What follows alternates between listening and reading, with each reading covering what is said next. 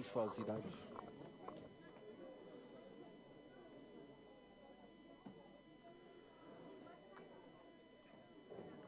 Bom dia a todos. Podemos ir abrindo as nossas Bíblias em Daniel capítulo 3. Vamos continuar a nossa série de estudos no livro de Daniel. Desta feita, capítulo 3, enquanto as nossas muitas crianças se dirigem para a parte de baixo. Daniel capítulo 3. Relembro todos que aqueles que estão no grupo de WhatsApp da igreja, o boletim que é enviado a cada domingo contém as notas do sermão, contém os pontos principais do sermão, a ideia central do sermão e perguntas de aplicação para vocês usarem ao longo da semana no culto familiar. Esse tempo devocional em família de leitura e aplicação da palavra de Deus ouvida no sermão do domingo ao longo da semana em família ou de maneira individual.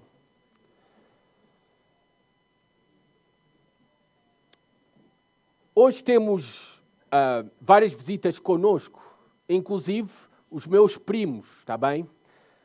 O Francisco e Made. O Francisco é este homem alto e belo que está aqui a passar no meio e agora a tomar lugar.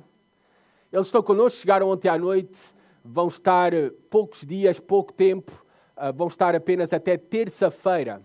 Então eu pensei, é a segunda vez que estão connosco aqui em Portugal, o que é que eu posso mostrar mais do que aquilo que eles já viram na primeira vez que estiveram connosco durante um tempo prolongado.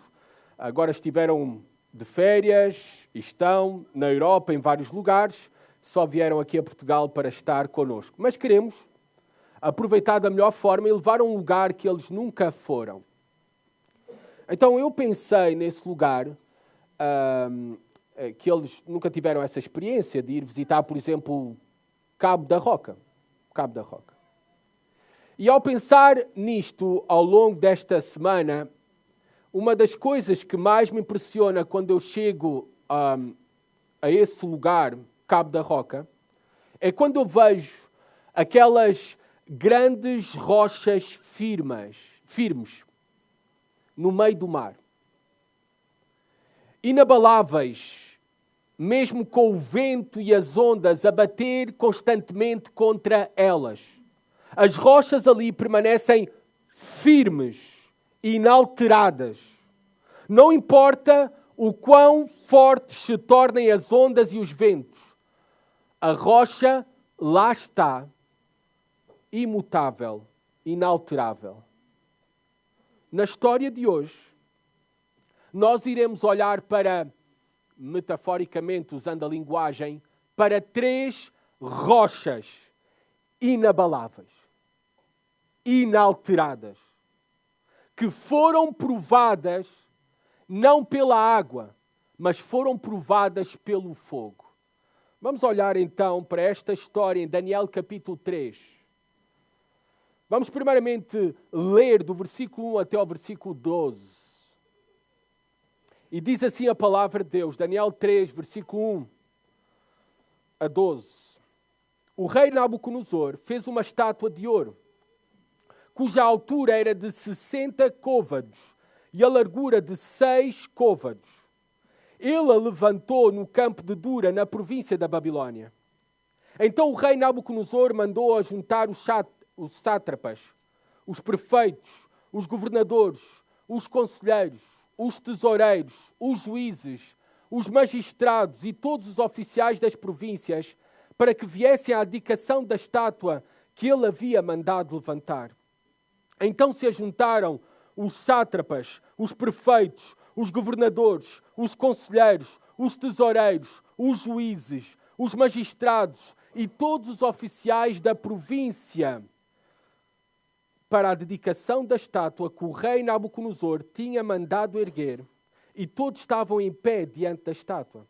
Então o arauto clamou em alta voz: ordena-se a vós, ó povos, nações e gentes de todas as línguas, Logo que ouvirdes o som da trombeta, da flauta, da harpa, da cítara, do saltério, da flauta dupla e de todo o tipo de música, vos prostrareis e adorareis a estátua de ouro que o rei Nabucodonosor ergueu. E qualquer um que não se prostrar e não a adorar será lançado na mesma hora numa fornalha de fogo ardente. Portanto, no mesmo instante em que ouviram o som da trombeta, da flauta, da harpa, da cítara, do saltério e de todo o tipo de música, todos os povos, nações e línguas se prostraram e adoraram a estátua de ouro que o rei Nabucodonosor havia levantado.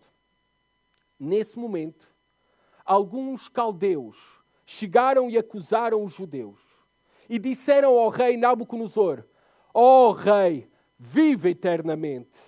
Ó rei, tu decretaste que todo homem que ouvisse o som da trombeta, da flauta, da harpa, da cítara, do saltério, da flauta dupla e de todo tipo de música se prostraria e adoraria a estátua de ouro. E qualquer um que não se prostrasse e adorasse seria lançado numa fornalha de fogo ardente.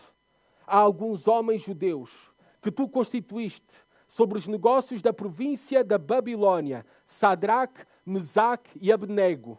Esses homens não fizeram caso de ti, ó rei. Não culturam teus deuses, nem adoram a estátua de ouro que levantaste. Até aqui, a leitura da palavra de Deus. Vamos apenas pedir a misericórdia de Deus para entendermos a mesma e aplicarmos elas às nossas vidas. Senhor, abençoa, Pai, este tempo juntos, que seja benéfico para todos os ouvintes, Senhor, para todos nós que estamos diante da Tua palavra, da Tua voz, Senhor. Transforma-nos por meio da Tua palavra, Senhor. Fala, Senhor, a cada coração aqui presente e cumpre os Teus propósitos por meio da Tua palavra para cada um deles. Eu peço isso na Tua graça e misericórdia, no nome de Jesus. Amém. Primeiramente, nós vemos aqui o confronto com a idolatria. Nós vemos aqui confrontando a idolatria. 3 judeus confrontando a idolatria. Nós temos, como toda a narrativa histórica, a introdução de uma nova história, de uma nova narrativa. O versículo 1 nos apresenta então uma nova narrativa e um novo cenário é apresentado diante de nós. É-nos dito que o rei Nabucodonosor fez uma estátua, toda ela em ouro, ou pelo menos, eu creio, banhada em ouro. Não é que era somente ouro toda a estátua, por causa da dimensão gigantesca da estátua e do peso gigantesco que esta estátua deveria de ter. Reparem, diz-nos aqui a medida da estátua, desta estátua que ele levantou. Um côvado equivale a 45 centímetros. Fazendo as contas, 60 côvados, que era a altura da estátua, equivale a 27 metros de altura.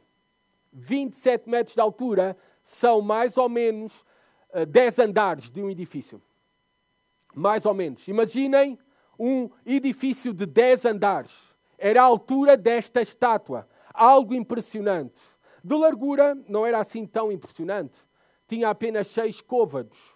Tinha cerca de 3 metros de largura. Não chegava a isso. Era cerca de 3 metros de largura.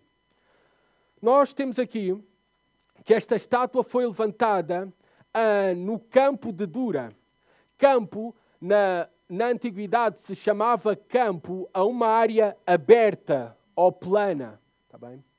Nós não sabemos a localização exata onde foi levantada esta estátua, onde está essa planície de Dura. Não sabemos a localização, a não ser que ficava muito próxima à Babilônia, à capital do Império de Nabucodonosor, do Império Babilônico.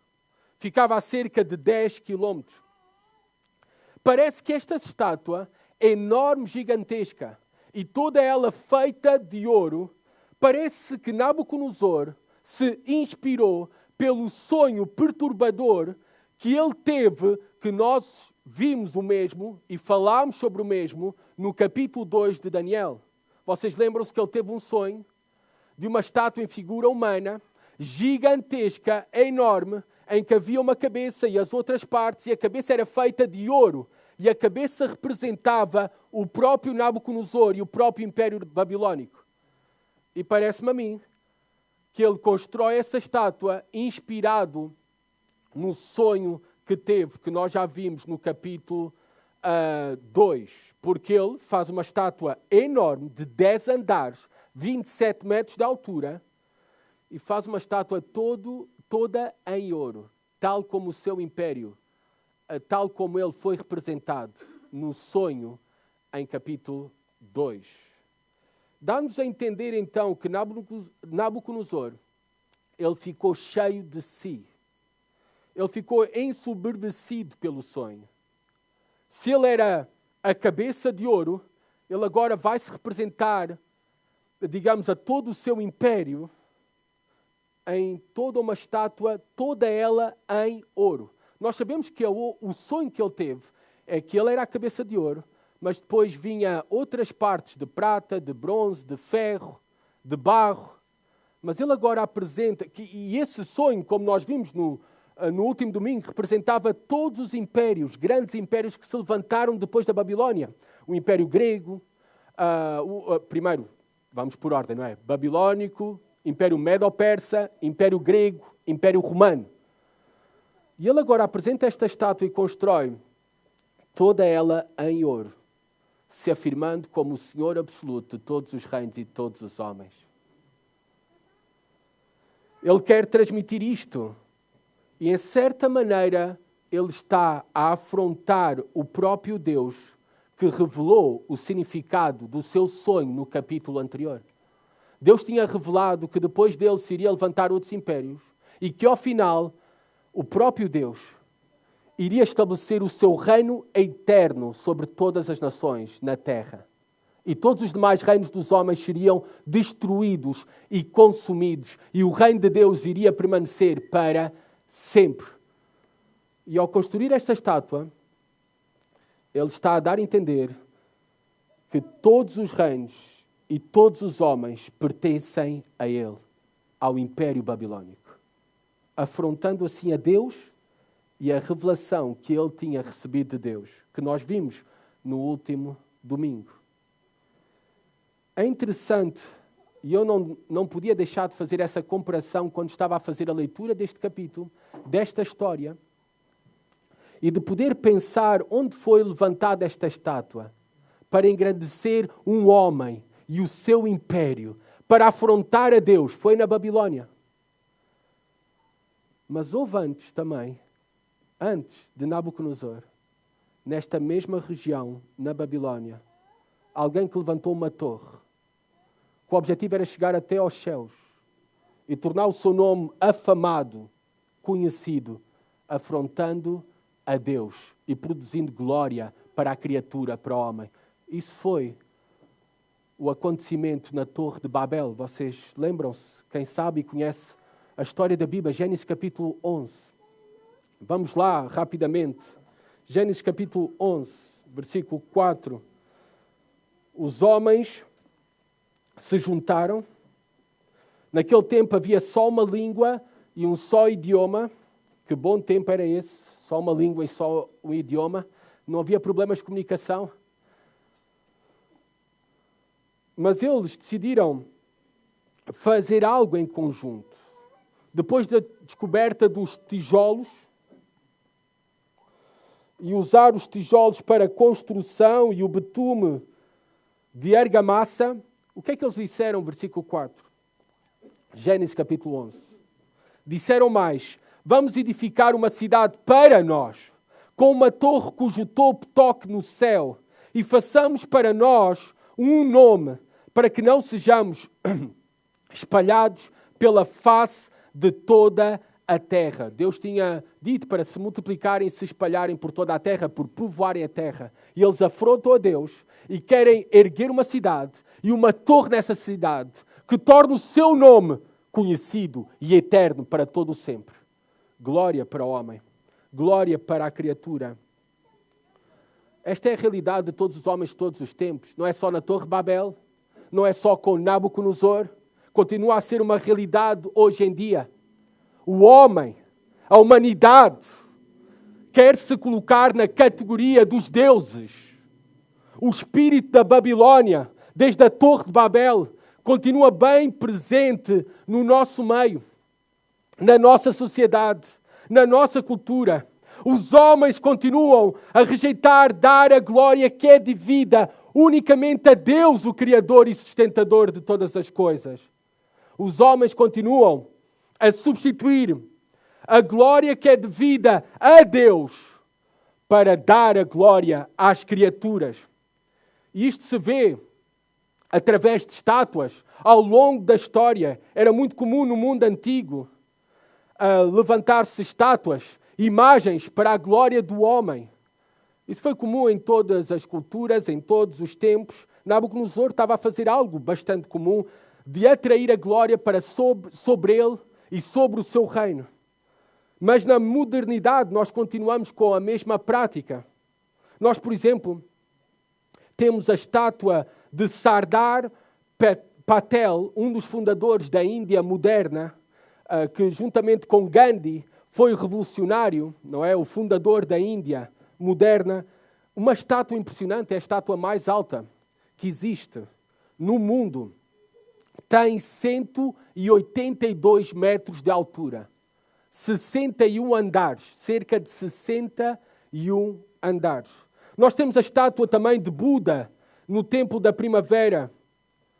Este homem, criador ou fundador de uma religião, de uma filosofia, tem uma estátua de 153 metros. 153 metros, cerca de 50 andares. Homens continuam a levantar estátuas para engrandecer e dar a glória a criaturas, a homens, em vez de dar a glória unicamente, exclusivamente a Deus. Esta é a realidade de todo o coração humano. Acompanhem, por favor, a Romanos capítulo 1. O apóstolo Paulo, na sua carta aos Romanos, diz-nos qual é a condição do coração do homem sem Deus. Como é que é esse coração? E nós vamos ver que é um coração idólatra. É um coração que afronta a Deus. É um coração que rejeita dar a glória a Deus e prefere dar a glória à criatura, ao próprio homem, engrandecer o próprio homem. Romanos 1, versículo 22 até ao versículo 25. Reparem o que diz aqui. Sobre os homens, o coração do homem sem Deus. Dizendo-se sábios, tornam-se loucos e substituíram a glória do Deus incorruptível por imagens semelhantes ao homem corruptível, às aves, aos quadrúpedes, aos répteis. É por isso que Deus os entregou à impureza sexual, ao desejo ardente dos seus corações, para desonrarem os seus corpos entre si, pois substituíram a verdade de Deus pela mentira e adoraram e serviram à criatura em lugar do Criador, que é bendito eternamente. Amém. Reparem a condição do homem sem Deus. Substituem a Deus, em vez de dar a glória devida a Deus, dão a glória à criatura. Criam e inventam deuses que eles próprios criaram. Adoram animais, adoram as estrelas, a criação, as criaturas, em vez de darem a glória única e devida ao único Deus verdadeiro, Criador e sustentador de todas as coisas. Esta é a realidade de todo o coração do homem sem Deus. Então reparem, quando nós ouvimos que alguém é ateu, eu sou ateu, não acredito em Deus, não acredites nele, quando ele faz essa afirmação. Não existe ateus que não acreditam em Deus. O que existe, sim, é homens que não querem reconhecer o único Deus vivo e verdadeiro e suprimem a ideia de Deus. Mas eles sabem, no fundo, sabem que existe Deus. Um ateu é alguém que suprime a ideia de Deus. É alguém que afronta o Deus vivo. É por isso que um ateu falando sobre Deus e tudo fica tão irritado. Por que fica irritado com algo que não existe para ele? Não existe. No seu coração fica irritado porque ele está a suprimir a Deus. A suprimir a Deus. A abafar Deus. A afrontar Deus. É por isso que ele fica irritado. Na nossa cultura, nós continuamos a substituir a verdade de Deus pela mentira. A afrontar Deus. E não reconhecer a sua soberania sobre nós. Onde é que se vê isso? Na nossa cultura nós temos uma promoção da cultura da morte. A cultura da morte é promovida na nossa sociedade. Quando Deus promove é a cultura da vida. Mas na nossa sociedade se promove a cultura da morte. O aborto, a eutanásia. Na nossa sociedade se afronta Deus daquilo que Ele determinou. A união entre um homem e uma mulher para a aprovação do casamento homossexual. E para a adoção de crianças pelos mesmos. Quando Deus já nos deu o padrão para a família, um homem e uma mulher. Na nossa sociedade se substitui a verdade de Deus pela mentira da ideologia de género. Fundamentada em pressupostos apenas culturais, não científicos. Na nossa sociedade se substitui a verdade absoluta de Deus pela verdade relativa. Não existe verdades absolutas. Existem verdades relativas. Eu tenho a tua, tu tens a minha. Sim. Aqueles que afirmam que creem na verdade relativa são absolutos em afirmar que não existe verdade absoluta. Substituindo a verdade de Deus pela mentira. Na nossa sociedade, desde pequenos, os nossos filhos nas escolas públicas, nega-se a criação. Negação absoluta do criacionismo. Somos tidos por loucos por acreditar nisso. Que Deus criou todas as coisas. Que Deus é o sustentador de tudo aquilo que existe. De todas as leis da física, a ordem do universo. Aquilo que nós vemos e também o invisível. A negação absoluta da verdade de Deus, a rejeição de Deus e a expulsão de Deus do nosso pensamento, da nossa filosofia, da nossa cultura e da nossa sociedade. O espírito de Babilônia continua bem presente nos nossos dias. E o que é que vamos fazer? O que é que vamos fazer? Vamos continuar a olhar para a história. Nós vemos que no versículo 2 e 3, Nabucodonosor convocou todos os líderes políticos do seu reino, grandes e pequenos, para a inauguração e dedicação desta estátua. E foi ordenado que todos os homens, de todos os povos, inclusive os israelitas que tinham sido levados para o cativeiro. Os israelitas criam apenas num só Deus, moniteístas. Creem apenas no único Deus vivo e verdadeiro, Jeová. Eles foram levados para o cativeiro pela Babilônia depois de Nabucodonosor conquistar Jerusalém. E foi ordenado aqui, conforme lemos nesta história, que todos os homens de todos os povos, inclusive os israelitas, teriam que se prostrar e adorar essa imagem. Era um convite aberto e obrigatório à idolatria. Muito provavelmente, a estátua eu não creio que era uma imagem de Nabucodonosor. Não diretamente era uma imagem de Nabucodonosor, porque os babilônicos, ao contrário de outras culturas, não apregoavam ou exigiam reconhecimento de divindade para os reis. Mas provavelmente nessa estátua, que representava o Império Babilônico e a glória de Nabucodonosor, que era o rei desse império, talvez na cabeça dessa estátua, no topo dessa estátua, estava a representação do deus mais importante babilônico, Marduk. Bem, não sabemos os detalhes sobre a estátua, só sabemos que era um convite aberto e obrigatório à idolatria. À idolatria. A escolha, como nós vemos no versículo 6, era a idolatria, se curvar diante da estátua, adorar a estátua, participar nesse ato de adoração, ou a fornalha de fogo ardente. Era a escolha. Ou nos prostramos ou fornalha de fogo ardente. E a ameaça de Nabucodonosor era bem real, porque parece que ele gostava de churrasco humano. É verdade, em Jeremias, capítulo 29, 22, ele tinha esta prática, e está ali registado em Jeremias 29, 22, que ele matou 2 homens, está lá registado, na fornalha de fogo ardente. Então a sua ameaça não era bluff, era real. E todos sabiam que era real. Também nós temos que olhar para esta fornalha de fogo ardente, para aquilo que foi descoberto pelos arqueólogos dos fornos de fundição ali na Mesopotâmia, que tinham a forma de uma garrafa de leite de vidro, com uma abertura grande para a inserção do minério a ser fundido e uma abertura menor no nível do solo para a entrada de madeira e carvão, para fornecer todo o combustível. Não é? Então pensem que as fornalhas eram assim. Havia o topo, mas também ao nível do solo, outra entrada para o combustível.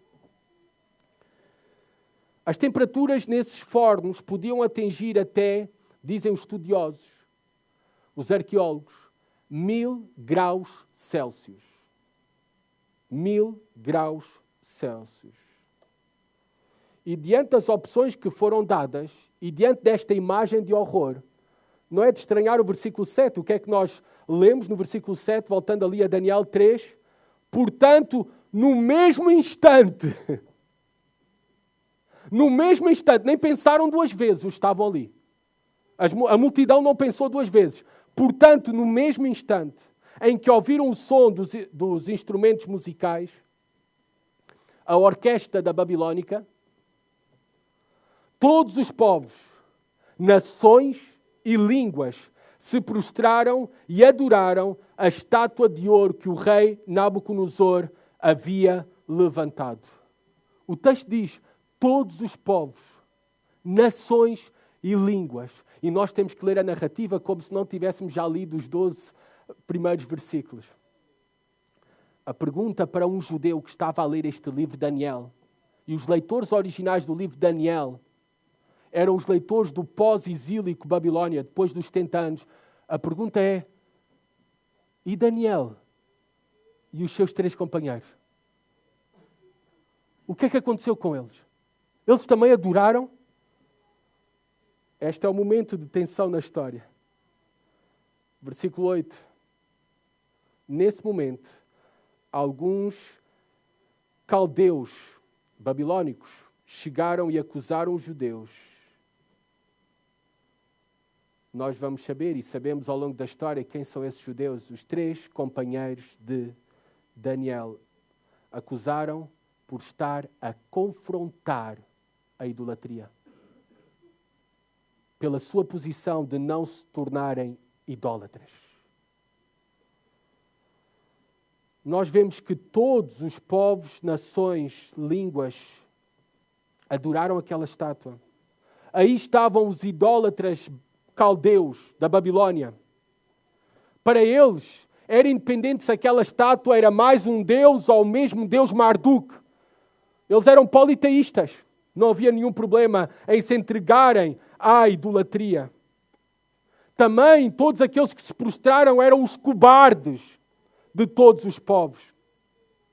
Aqueles homens e mulheres que se comprometem às suas convicções por causa das circunstâncias. O medo os venceu, os dominou, e por isso também se curvaram. Também, seguramente, naquele momento, naquele mesmo instante, se curvaram muitos israelitas infiéis. Infiéis. Por medo. Apenas 3 jovens judeus permaneceram fiéis, confrontando a idolatria. Todos os demais, ao som da música, se prostraram, inclinaram e participaram desse ato de idolatria. A pergunta para nós esta manhã, numa sociedade idólatra, como eu já dei provas do mesmo, que substitui Deus, que afronta Deus. A pergunta é, o som que nós estamos a ouvir? Qual é o som que estamos a ouvir e pelo qual a sociedade nos está a obrigar para que nos curvemos diante desse pensamento? Para que participemos das mesmas coisas com eles? Qual é? Talvez é o som da tolerância. É tolerância para todos aqueles que pensam como eles. Não há tolerância para aqueles que não pensam como eles. Talvez estamos a ouvir o som do politicamente correto. Tiago, não fales sobre pecado. Isso ofende as pessoas. Pessoas ficam zangadas. Talvez é o som do feminismo radical, em que tem um ódio contra os homens. Talvez é o som de manter a fé privada. A fé já não é algo público. Não é algo para estar a pregar aos homens, a testemunhar aos homens. A fé é para manter na esfera privada, caladinho no teu lugar, na tua casinha. Talvez estamos a ser pressionados pelo som do ecumenismo, juntar todas as religiões. Parece ser algo bom, mas, amados, a mensagem verdadeira que encontramos nas Escrituras, o Deus da Bíblia é um Deus exclusivista. Ele próprio afirmou na pessoa do Senhor Jesus Cristo: eu sou o caminho, a verdade e a vida. Não há vários caminhos para levar-nos a Deus. Só há um caminho e é Jesus Cristo. É o único caminho que pode salvar os homens. E esta mensagem necessitamos defendê-la até à morte, porque é a única que pode salvar todos os homens. É olhar unicamente para Jesus Cristo como Senhor e suficiente Salvador. Talvez estamos a ouvir o som do pragmatismo. Tem sermões mais agradáveis, senão a igreja não vai crescer. Não fale sobre pecado, condenação eterna. Fala mensagens motivacionais, coaching, em vez de pregação. Para não perder pessoas.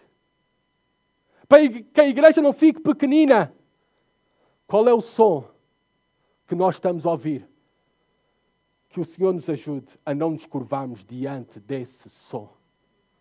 Que o Senhor nos ajude a permanecermos fiéis a Ele, independentemente das consequências, independentemente do cancelamento, independentemente da perseguição, independentemente se a nossa igreja fica pequenina para sempre. A nossa única preocupação é sermos fiéis a Deus e representá-lo fielmente diante dos homens. Essa deve ser a nossa única preocupação. Tal como estes judeus que nós temos aqui relatados. Esses judeus que foram acusados pelos caldeus. Sadraque, Mesaque e Abnego. Por que Daniel não é citado? Tu talvez estás a pensar. Onde está Daniel? Bem, nós não sabemos. A Bíblia não diz onde estava Daniel, mas não se esqueçam que ele era como o primeiro-ministro do Império Babilónico, a segunda pessoa mais importante de todo o reino babilónico. Talvez foi enviado em alguma missão por Nabucodonosor e não estava presente nesse ato de consagração. Mas nós já temos os 2 primeiros capítulos de Daniel, Daniel capítulo 1, Daniel capítulo 2, para termos a certeza que ele era fiel. E que se ele estivesse presente nesta ocasião, ele não se iria curvar. Não se iria curvar. Ele era fiel ao Senhor. E isso é destacado nos 2 primeiros capítulos do livro de Daniel. E agora neste terceiro, o foco está na fidelidade dos 3 companheiros de Daniel, Sadraque, Mesaque e Abnego, que foram acusados unicamente por causa da inveja que os caldeus tinham. Reparem, escravos se tinham tornado pessoas importantes com cargos, posições importantes no reino da Babilónica, como nós vimos nos capítulos anteriores. Sadraque, Mesaque e Abnego tinham posições importantes, prosperidade no Império Babilónico, mesmo sendo escravos. E os caldeus tinham inveja deles por causa disso. A morte dos mesmos também era o plano perfeito para eles, porque abriria vagas de emprego. Eles queriam se candidatar a essas posições onde estavam Sadraque, Mesaque e Abnego. E eles fazem 3 acusações. Nós vemos aqui essas 3 acusações no versículo 12. Desobedecem A primeira acusação, desobedecem à ordem do rei. Aqui aprendemos que a Bíblia nos manda ser submissos a toda a autoridade. Devemos sujeitar-nos a toda a autoridade, a todo o governo, quer seja de direita ou de esquerda. A Bíblia nos manda honrar o rei, orar pelas autoridades e sujeitar-nos às mesmas, que são instrumentos de Deus para o nosso bem. Eles punem o mal, por isso há lei e ordem. Mas há legitimidade para desobedecer à ordem do rei, do governo, das autoridades, quando há motivos legítimos para desobedecer. Motivos legítimos, quando elas nos pedem para fazer algo que nega o Deus da palavra ou a palavra de Deus. Nós devemos negar-nos a obedecer às mesmas. Nós devemos confrontar as mesmas, tal como fizeram esses judeus com a ordem do rei. É por isso que médicos cristãos, enfermeiros cristãos, não devem apoiar e praticar o aborto, independentemente se isso vos leva a perder o emprego. Pastores não devem celebrar cerimónias homossexuais, independentemente se serão colocados na prisão. Cristãos não devem curvar-se à ideologia de género, independentemente se são cancelados nos vossos trabalhos. Fidelidade. Fidelidade. É aquilo que é esperado de nós. Para honrar o Senhor. Eles desobedeceram à ordem do rei, eles não cultuaram. A segunda acusação é, não cultuam os teus deuses. A Babilónia atual também, nos nossos tempos, tem também os seus deuses. É o Deus do conforto, é o Deus do entretenimento, é o Deus do desporto, é o Deus do dinheiro, é o Deus dos prazeres, é o Deus da popularidade, é o Deus das filosofias humanas, é o Deus do temor dos homens e tantos outros ídolos e deuses. Será que nós somos como esses judeus? Que não cultuamos estes deuses? Ou agora que a primavera já chegou, o tempo vai começar a melhorar e eu vou preferir no domingo o entretenimento, o passeio. Aí coloquem o lugar, está bem, porque depois podem pensar que há alguma indireta. Coloquem o lugar na vossa mente. Em vez de vir a cultuar a Deus, o que é prioridade nas vossas vidas? Na minha vida? A fidelidade se vê em todas estas coisas, de não nos curvarmos aos deuses deste tempo. Aos deuses deste tempo. Àquilo que compete com a nossa fidelidade ao Senhor, com ter o Senhor em primeiro lugar das nossas vidas. Que triste é ver muitas vezes os cristãos a tomarem decisões não tendo em consideração buscar primeiramente o reino de Deus, mas por causa das suas necessidades pessoais. Se estes judeus fizessem isso, vivessem pelas suas necessidades pessoais, teriam-se curvado para poupar a sua vida, para permanecer no seu cargo importante no reino da Babilónia. Mas eles não se preocuparam com isso. A única coisa que eles se preocupavam era em ser fiéis a Deus e honrar a Deus. É isto que é esperado daqueles que pertencem a Deus, que são verdadeiramente seu povo. A terceira acusação, no versículo 12, está: nem adoram a estátua. Nem adoram a estátua. Podíamos pensar que estes judeus não era preciso serem tão radicais. Olha, está uma grande multidão. A multidão era tão grande que Nabucodonosor nem se tinha dado conta que aqueles judeus permaneceram em pé. Todos se curvaram, mas ele nem se tinha dado conta. Teve que ser outros a acusar esses judeus, porque era enorme a multidão. Olha, não vale a pena estes judeus perderem a vida. Porque é que eles não fingiam apenas que se tinham curvado? Porque é que eles não faziam assim, mais ou menos, timidamente? Para disfarçar um pouco, vou ajeitar as calças. Vou ajeitar as calças. E muitas vezes somos comprometidos a isso. A passar pelos pingos da chuva. No nosso trabalho, na nossa escola. A passar pelos pingos da chuva para não nos identificarmos claramente como servos de Deus. E claramente defender a nossa fé cristã. Esses judeus, Eles sabiam que participar desse ato de adoração era promover e participar numa afronta a Deus, a idolatria. E eles mostram que a fidelidade deles não é apenas passiva de fazer as coisas certas. É uma fidelidade ativa, é uma fidelidade que confronta a idolatria. Todos se baixaram e eles permaneceram em pé. Isto é ser homem. Isto é ser homem.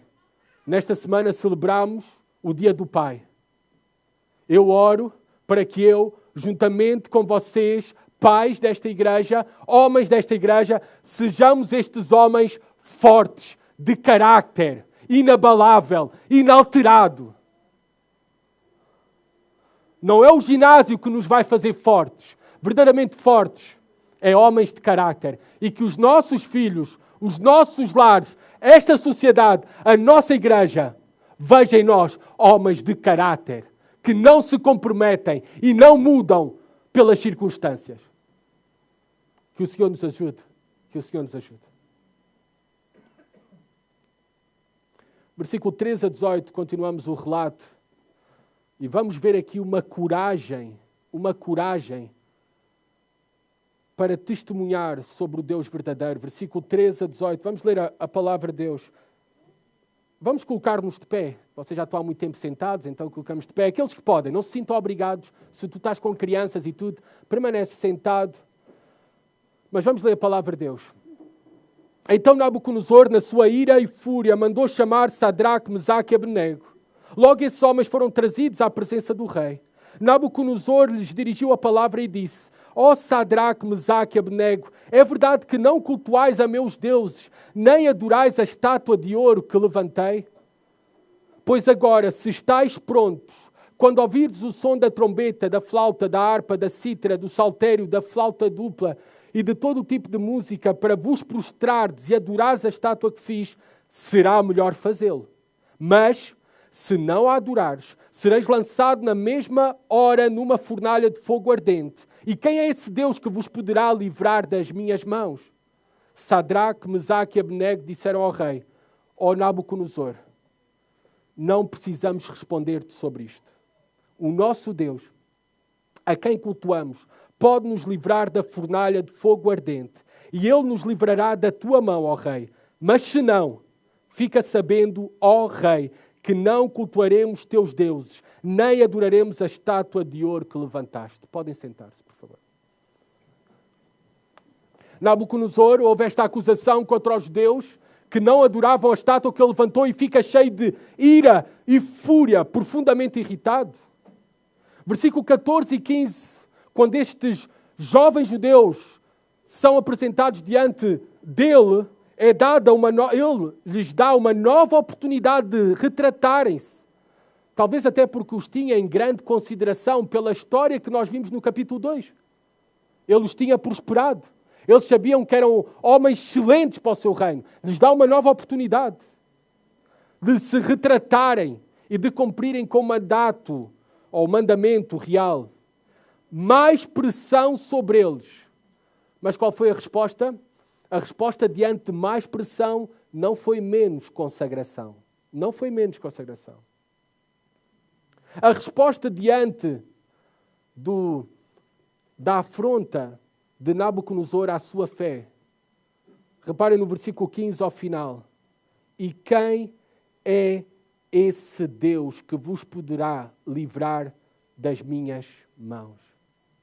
Quem é esse Deus? Já se tinha esquecido que foi o Deus que lhe revelou o sonho. Já se tinha esquecido desse Deus. Ou apenas também só tinha a Deus como o sábio Deus que sabe todos os mistérios e conhece todas as coisas. Mas Ele não é o Todo-Poderoso. Se Ele fosse Todo-Poderoso, eu não tinha conquistado a nação de Israel. Os nossos deuses babilónicos, Marduk é mais poderoso que o Deus deles. E por isso ele afronta aqui e diz: quem é esse Deus que vos poderá livrar das minhas mãos? Não o pôde fazer no passado, quando eu tomei de assalto Jerusalém.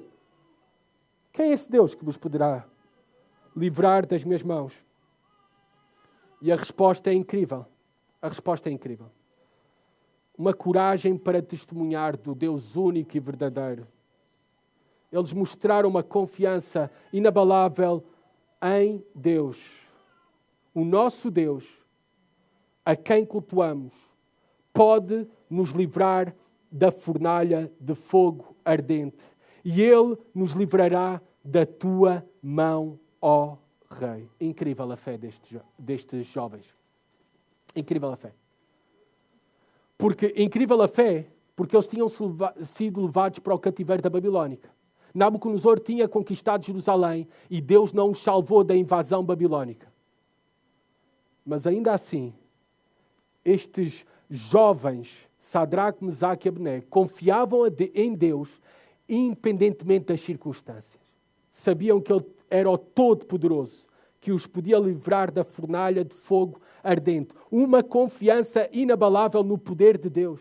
E também afirmaram, e Ele nos livrará, se for essa a sua vontade, Ele nos livrará da tua mão, ó Rei. Uma confiança também inabalável na soberania de Deus. Esta é que é a verdadeira oração com fé. É quando nós oramos a pedir algo a Deus e queremos que Ele tenha o poder para nos dar, mas nós não decretamos, Deus, que Tu nos dês. Amarramos essa promessa. Não. Reparem o que a verdadeira oração com fé, a manifestação de uma fé verdadeira. Nós queremos que Deus pode todas as coisas, mas o que é que eles disseram no versículo 18? Mas se não nos livrar, se não nos salvar, mas se não, fica sabendo, ó Rei, que não cultuaremos teus deuses, nem adoraremos a estátua de ouro que levantaste. Zero cedências. Zero cedências. Independentemente das circunstâncias, independentemente das consequências, independentemente daquilo que Deus faça ou deixe de fazer, aqueles judeus eram fiéis a Deus. E é isto que é esperado de nós, se somos verdadeiros adoradores de Deus. Quantos é que, quando tudo está bem na vida, vêm e ocupam os lugares para cultuar a Deus? E quando há algum problema, quando são despedidos do emprego, quando talvez recebem o diagnóstico de cancro, quando as coisas começam a apertar para eles, abandonam a sua fé e deixam de cultuar a Deus. Isso não é verdadeiro adorador? Verdadeiro adorador é adorar o dom, é adorar o dador, não os dons. Esse é que é o verdadeiro adorador. Aquele que adora o dador, não os dons. Aquele que permanece fiel, confiando em Deus, na sua soberania, diante de todas as coisas. É aquilo que é esperado em nós. É assim que termina o livro do Apocalipse. Ser fiel até à morte e dar-te-ei a coroa da vida.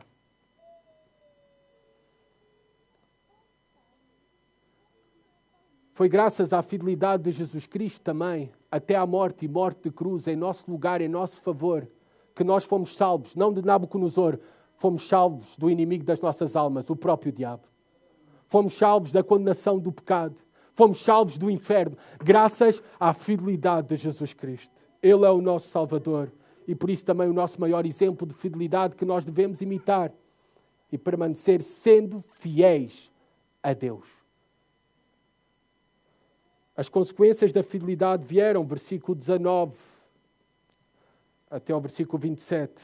Então Nabucodonosor ficou com tanta raiva que seu rosto mudou por causa de Sadraque, Mesaque e Abednego e deu ordem para que se aquecesse a fornalha 7 vezes mais do que se costumava aquecer. E ordenou a alguns guerreiros do seu exército que amarrassem Sadraque, Mesaque e Abednego e os lançassem na fornalha de fogo ardente. Então eles foram amarrados, vestidos de seus mantos, suas túnicas, seus turbantes e demais roupas, e foram lançados na fornalha de fogo ardente. A ordem do rei era tão urgente e a fornalha estava tão quente que a chama do fogo matou os homens que carregaram Sadraque, Mesaque e Abednego. Estes três, Sadraque, Mesaque e Abednego, caíram amarrados dentro da fornalha de fogo ardente. Então o rei Nabucodonosor ficou impressionado e se levantou depressa. Falou e disse aos seus conselheiros: não lançámos dentro do fogo 3 homens amarrados? responderam ao rei: é verdade, ó rei. Disse ele: porém eu vejo 4 homens soltos que andam passeando dentro do fogo e eles nada sofrem. E o 4º homem é parecido com um filho dos deuses. Então, aproximando-se da entrada da fornalha de fogo ardente, Nabucodonosor disse: Sadraque, Mesaque e Abnego, servos do Deus Altíssimo, saí e vinde. Logo Sadraque, Mesaque e Abnego saíram do meio do fogo. E os sátrapas, os prefeitos, os governadores e os conselheiros do rei, estando reunidos, viram que o fogo não tivera poder algum sobre o corpo daqueles homens, nem os cabelos da sua cabeça foram chamuscados, nem os seus mantos se alteraram, nem cheiro de fogo havia neles. Consequências da fidelidade. Primeiramente, as consequências da fidelidade, da sua fidelidade, foram enfrentar a fúria do rei Nabucodonosor e a fornalha, o fogo. Fúria e fogo foi o que receberam pela sua fidelidade. Ele ligou o forno ao máximo que podia, 7 vezes mais. E era tão intenso o calor e aquele fogo que os soldados que foram usados, ordenados para lançar à fornalha de fogo ardente estes 3 judeus, morreram. Talvez pelo calor intenso das chamas ou pela uma mudança drástica do vento. Deus não livrou aqueles judeus de serem lançados no fogo, de sofrerem a ira, a fúria dos homens, neste caso de Nabucodonosor. E esta é uma lição para nós. Fidelidade a Deus não implica necessariamente que vamos ser livres do fogo, da tribulação, da provação. Antes, pelo contrário, há maiores probabilidades de sermos lançados no fogo da provação e da tribulação por causa da nossa fidelidade a Deus. Não foi diferente também com o nosso Senhor e Salvador Jesus Cristo.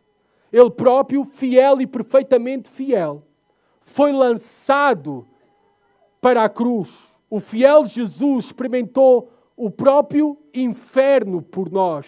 A ira de Deus foi derramada sobre ele para cumprir os propósitos de Deus para a nossa salvação. Nós também, nós temos a promessa que iremos ser livres do fogo da provação, do fogo da tribulação. Não existe esta promessa. A nossa fidelidade pode ter consequências de sofrermos a fúria, a ira e o fogo da tribulação. A fornalha para ti pode ser perder o teu emprego. A fornalha para ti pode ser ter que repetir a cadeira na universidade porque deste testemunho da tua fé cristã numa aula de filosofia. A fornalha para ti pode ser até perder o teu ministério, perder a tua liberdade, sofrer bullying na escola. Essa pode ser a fornalha para ti. A grande pergunta é: estamos dispostos, mesmo assim, a continuar a sermos fiéis, mesmo que sejamos lançados no fogo da tribulação, da provação? Estes 3 judeus estiveram. E nós vemos também como consequência da fidelidade, eles receberam a bênção da presença e da proteção de Deus. É isso que nos diz. No versículo 25, o rei ficou surpreso, estava de boca aberta porque tinha lançado 3 homens e estavam no meio do fogo da fornalha ardente 4 homens soltos e eles tinham sido amarrados, passeando na fornalha de fogo ardente, a mais profunda tranquilidade. E nada sofrendo. Quando saíram, todos ficaram impactados, porque nem cheiro na sua roupa. O lugar mais seguro para nós é o centro da vontade de Deus. E há uma coisa, nós aprendemos aqui, podemos não ser livres da fornalha de fogo ardente, do fogo da tribulação, da provação. Podemos não ser livres da dor, do sofrimento, da fúria dos homens, do cancelamento. Mas uma coisa nós temos garantido. É uma promessa de Deus para nós. A sua presença para connosco. Ele estava ali presente com aqueles judeus. Reparem, diz aqui o texto que ele viu um 4º homem como um filho dos deuses. Muito provavelmente é uma referência a um anjo de Deus. Ou até talvez uma cristofania, Jesus Cristo pré-encarnado, antes da encarnação ali. Não sabemos, o texto não nos revela. A única coisa que nos revela claramente é a presença de Deus com aqueles fiéis judeus e a sua proteção no meio do fogo ardente da provação. Salmo 23, 4, o Senhor já prometeu, e nas palavras do salmista no Salmo 23, quando eu tiver de andar pelo vale da sombra da morte, não temerei mal algum, porque tu estás comigo. A tua vara e o teu cajado me tranquilizam. Proteção total, descanso. O que levou Nabucodonosor a afirmar e a ser misericordioso, agora sim, mudando a sua postura para com Sadraque, Mesaque e Abednego, pediu a eles para saírem e os tratou como servos do Deus Altíssimo. Nabucodonosor aqui reconhecendo que o Deus daqueles judeus era mais alto do que os outros deuses. Era o Deus Altíssimo. Esta é uma confissão correta, mas nós vemos que não implica necessariamente uma conversão. Reconheceram que era o Deus mais alto, mas ele ainda continuava a abraçar todos os demais deuses. Ainda era o Deus de Sadraque, Mesaque e Abednego, mas não era o seu Deus. Mas termina da seguinte maneira, com uma confissão de reconhecimento do Deus único e verdadeiro, versículo 28 a 30. Então Nabucodonosor falou e disse: Bendito seja o Deus de Sadraque, Mesaque e Abednego, que enviou o seu anjo e livrou os seus servos, que confiaram nele e frustraram a ordem do rei, preferindo entregar os seus corpos a cultuar ou a adorar outro Deus, senão o seu Deus. Por isso eu decreto que todo o povo, nação e língua que proferir blasfémia contra o Deus de Sadraque, Mesaque e Abednego seja despedaçado e as suas casas se tornem um monte de entulho, porque não há outro Deus que possa livrar desta maneira. Então o rei fez Sadraque, Mesaque e Abednego prosperarem na província da Babilônia. Como é que termina esta história? Devido à fidelidade dos 3 judeus, levou Nabucodonosor ao reconhecimento do Deus verdadeiro. Reconhece o poder de Deus. Reconhece que o Deus dos deuses, ainda que não reconhecia exclusivamente a Deus como o único Deus. E é necessário, para a nossa salvação, reconhecer apenas o único e verdadeiro Deus. Aqueles que já cantámos no culto. Eu creio no Deus o Pai, eu creio no Deus o Filho, eu creio no Espírito Santo. A adoração a Deus tem que ser exclusivista. Ele não compartilha a sua glória com nada nem com ninguém. Ou Ele é tudo para ti, ou Ele não é nada. Esse reconhecimento verdadeiro de Deus se deveu à confiança que aqueles judeus, à fidelidade daqueles judeus, uma fidelidade que é reconhecida pelo próprio Nabucodonosor, destacando que eles preferiram entregar os seus corpos a cultuar ou a adorar outro Deus, senão o seu Deus. Eles escolheram entre a fidelidade a Deus e a morte, eles escolheram ser fiéis a Deus. Eles escolheram ser fiéis a Deus e se tiverem que abraçar a morte pela vontade de Deus, eles abraçariam a morte. Entre permanecer com vida ou ser fiéis a Deus, eles escolhiam a fidelidade a Deus. A nossa fidelidade irá atrair a muitos para conhecer o único Deus vivo e verdadeiro, amada igreja. Nas palavras de Jesus Cristo, em Mateus 5,16, Ele próprio disse: Assim brilha a vossa luz diante dos homens, para que vejam as vossas boas obras e glorifiquem a vosso Pai que está nos céus. É por isso que estamos aqui, igreja, para glorificar a Deus. Ele próprio reconhece que não há outro Deus que possa livrar desta maneira. No versículo 29, ele próprio reconhece que o único que, e dá liberdade para isso, que deve ser adorado, não o único, mas por Sadraque, Mesaque e Abednego, é o único Deus, o superior dos deuses, e ele deve ser adorado. Ele reconhece isso na fidelidade dos judeus, e ele reconhece que o mesmo deve ser reconhecido pelos homens, por isso faz esse decreto no versículo 29.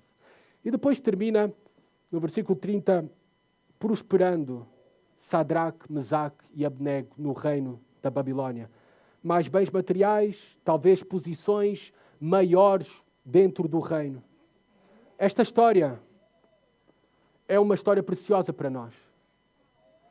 E deixa para nós algumas aplicações finais que nós devemos considerar seriamente, de forma geral, no muito que já vimos. Primeiramente, esta história nos diz a grande verdade que nós devemos estar preparados, que aqueles que querem viver piedosamente sofrerão perseguição. Aqueles que querem viver fielmente a Deus irão sofrer perseguição. E se não estamos a sofrer perseguição, cancelamento, devemos nos perguntar de alguma maneira se nós estamos a ser fiéis a Deus. Fiéis como testemunhas de Deus. E em sermos porta-voz da mensagem das boas notícias sobre quem é Jesus Cristo e o que Ele fez para reconciliar os homens com Deus para todo sempre. Também, esta história nos apresenta uma confiança inabalável à prova de fogo. O fogo nas Escrituras, na Bíblia, é-nos apresentado como um juízo evidente de Deus contra os seus inimigos. Mas também na Escritura, o fogo é-nos apresentado como uma imagem de purificação para aqueles que pertencem a Deus. O próprio apóstolo Pedro, na sua primeira carta, ele disse isso mesmo sobre a nossa fé, que necessita ser refinada pelo fogo, para que ressalte a fé verdadeira, genuína, que vai resultar em louvor, glória e honra quando Jesus Cristo for revelado. Esse é o propósito que Deus tem, a provar a nossa fé, para que nós manifestemos uma fé verdadeira, genuína, uma confiança inabalável, uma fidelidade corajosa. E isso vai resultar, como resultou a fidelidade dos judeus, em louvor, glória e honra ao único Deus vivo e verdadeiro. Também nós vimos, se Deus pôde livrar os 3 judeus no fogo, Ele também pode ajudar os santos, o seu povo, os seus filhos de qualquer época, a perseverarem e a superarem todas as suas provações ardentes. Tenhamos esta confiança. Ele pode nos ajudar em qualquer que seja a provação ardente em que nós estejamos. Ele é connosco e Ele nos pode livrar da mesma. Também aprendemos com estes judeus que não devemos temer os homens, nem aquilo que os homens nos podem fazer, nem as suas ameaças, nem o seu cancelamento, nem a sua perseguição. Nós devemos preocupar-nos em sermos fiéis, com coragem, temendo o único que deve ser temido, o Deus verdadeiro. Porque nós não tememos que os homens nos lancem ao fogo. Jesus Cristo disse que nós devemos temer aquele que pode atirar o nosso corpo e alma para o fogo. O único Deus vivo e verdadeiro. Esse é o único que deve ser temido. Por isso sejamos fielmente corajosos no meio de uma geração corrompida e perversa que tenta abafar e cancelar a nossa fé. Mas se no final, se amanhã, Deus não nos livrar do fogo, que nós também possamos aceitar com confiança inabalável que já recebemos uma maior salvação, a salvação das chamas eternas por meio de Jesus Cristo. Já recebemos uma salvação muito maior, a salvação das chamas eternas. É lá que está a nossa esperança. Por isso não tememos o que os homens nos possam fazer e as consequências da nossa fidelidade. Tens tu essa confiança? Tu que nos visitas hoje, tens essa confiança em Jesus Cristo como teu Senhor e Salvador e que já foste salvo das chamas eternas, do juízo de Deus, da condenação eterna? Há uma forma que tu podes ter essa certeza e essa confiança inabalável. É se colocares a tua fé naquele que suportou o fogo ardente da ira de Deus pelo pecado dos homens. Na cruz. Aquele que na cruz não teve ninguém com ele para o socorrer. E que clamou, Deus meu, por que me desamparaste? Aquele que ficou completamente desamparado na cruz pelo próprio Deus, o próprio Pai. É na confiança inabalável, É na fé em Jesus Cristo como teu Senhor e Salvador que unicamente tu poderás salvar-te das chamas eternas. Crê nele de todo o teu coração. Que o Senhor te abençoe. Que o Senhor nos abençoe. Senhor, que esta verdade seja compreendida por todos e abraçado por todos, Senhor, os que estão a Ti. Que todos possamos ter a nossa confiança inabalável unicamente em Ti, como Deus único e verdadeiro. E em Jesus Cristo, como único e suficiente Salvador para nos salvar das chamas eternas. Senhor, ajuda-nos também, diante dos homens, de uma geração corrompida e perversa, diante de tantos convites e tentações à idolatria, a nos curvarmos diante dos ídolos do presente, Senhor. Ajuda-nos, Senhor, a permanecermos fiéis, para que as nossas vidas resultem em louvor, glória e honra para o Teu nome. E também possamos levar outros, conduzir outros homens a reconhecer-te como o único Deus vivo e verdadeiro. Amém.